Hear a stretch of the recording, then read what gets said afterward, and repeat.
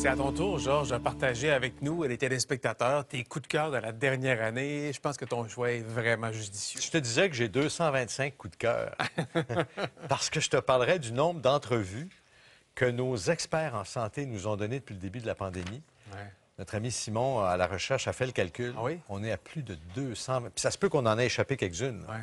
Alors, ce sont tous ces médecins, ces spécialistes de la santé publique. Vous les voyez à l'écran. Que moi, je les ai remerciés ce matin, puis j'en fais mon coup de cœur 2021 parce qu'ils nous ont aidés sans relâche, et ça fait presque 2 ans que ça dure.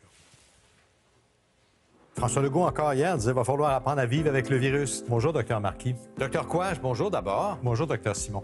Bonjour, Mme Machouf. Bonjour, M. Potier. Qu'est-ce que vous pensez de l'évolution de la situation? Après 18 mois de confinement, là, les gens veulent aller dehors. C'est pas de la répression dont on a besoin, c'est de la discipline. Moins d'espace de propagation on donne au virus, moins il va pouvoir muter. Entre les plus jeunes ou la deuxième dose chez les plus vieux, c'est un débat qui peut continuer à se faire. Je pense que l'intérêt de les vacciner, c'est plutôt de leur permettre de retrouver le plus rapidement possible une vie plus normale. La 4e vague, on l'appelle une épidémie des non-vaccinés.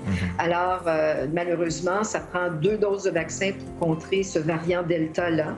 Et puis, on n'a pas encore assez une grande proportion de gens qui ont 2 doses de vaccin. Surtout avant de s'atteler à donner une 3e dose, s'atteler à vacciner avec 2 doses la majorité de la population ici et ailleurs dans le monde, parce que sinon on s'en sortira pas, même avec une 3e dose ici, si le reste du monde n'est pas vacciné. On sait qu'avec le variant Delta, qui est beaucoup plus contagieux, on a des plus grands risques en fait de contamination et de transmission communautaire. La première chose, c'est que le système de détection à l'échelle planétaire a fonctionné de façon rapide, puisqu'on l'a rapidement détecté. Il ne faut pas oublier qu'on est revenu avec une vie plus ou moins, on va dire, normale. Et on ne peut pas se permettre à chaque fois de fermer et ouvrir les frontières. Alors, Omicron, c'est un variant, donc une nouvelle forme du virus. Il a remplacé en quelque sorte le variant Delta. Donc, cette capacité, en fait, de supplanter le variant Delta est quand même inquiétante. Et toute première journée de la semaine, on a le reflet des fins de semaine et les gens se font moins dépister. Ça devient un beau petit cauchemar d'organisation pour le système. Le COVID ne va pas disparaître maintenant qu'il est avec nous autres. Les hôpitaux devraient être protégés, devraient être des îlots de sûreté. Le système de santé, même quand ça va bien, est déjà très dépendant de tous ces travailleurs. Il faut en venir à bout, mais soyons encore un petit peu patients. Bon, bravo, beau montage. Merci à José Papineau et à toute son équipe. Tu veux les saluer personnellement? J'ai essayé de trouver un mot ou une expression qui résume ou qui décrypte, à mon avis, chacun de ces personnages. Là, ils sont tous compétents. Fait que, on part de là. Ils ont tous leur diplôme. On part de là. Alors, Nima Machouf, elle est épidémiologiste, chercheuse et docteur en santé publique. Moi, je dirais, c'est son approche humaine. À chaque fois qu'on lui a parlé, c'est ce que moi, je trouvais qu'il ressortait après le côté technique ou scientifique.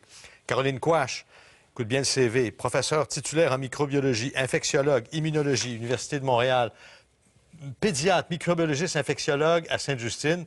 2 mots pour la décrire, curriculum vitae et compétences. Cécile Tremblay, professeure titulaire à la Faculté de médecine à l'Université de Montréal, rassurante. Oui. Madame Tremblay, là, chaque fois qu'elle nous parle, on dirait qu'on sort de l'entrevue puis on est comme apaisé.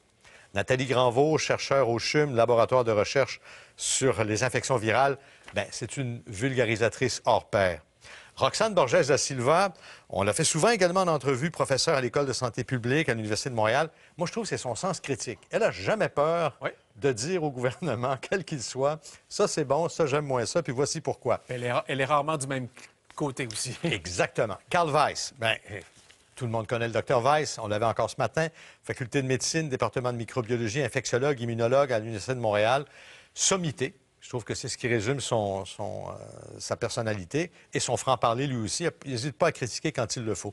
Alex Carignan, bien, on l'a vu très, très souvent en entrevue. C'est un de ceux qui a été le plus généreux avec nous depuis le début de la pandémie en termes de temps et de disponibilité à l'Université de Sherbrooke. Grand expert, c'est sa disponibilité, justement. Diane Lamar, avec nous encore ce matin, communicatrice impressionnante.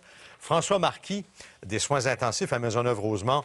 Lui, c'est pas de langue de bois. Encore une fois, très clair. Docteur Mathieu Simon à Québec, en cardiologie, en pneumologie.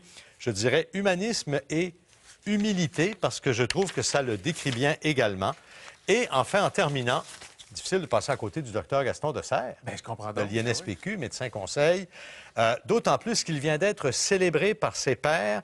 Il est récipiendaire du prix d'excellence 2021 du Collège des médecins du Québec. Alors, docteur Desserre, bravo.